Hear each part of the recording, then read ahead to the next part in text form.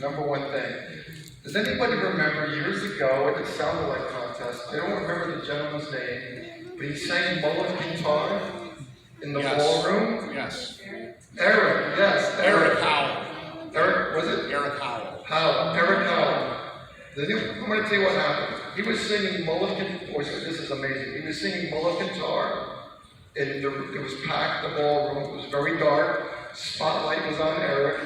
Then all of a sudden, when they got to the part with the bagpipes, the back doors broke open, and a Scottish player came out with bagpipes.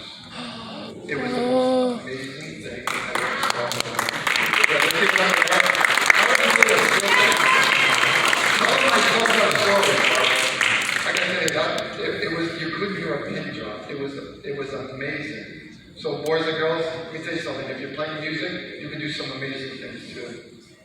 Here's another amazing thing. Any single people, who's single in the audience? Who's single in the audience? Look at all you single people. Let me tell you something. There's hope for you. There's hope for all the single people. You know why? I met my wife at the fest. In New York, I met my wife in 2001. I met my wife. She came to my show. I saw her in the audience.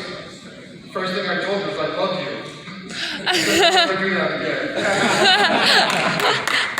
In fact, if you want to see, I actually proposed on national television on the Sally Jessner FDL show.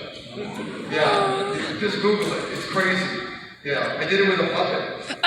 And I mentioned the fest for Beatles fans. So there's a plug. Michelle, because my boss said, hey Michelle, I gave a plug for the fest.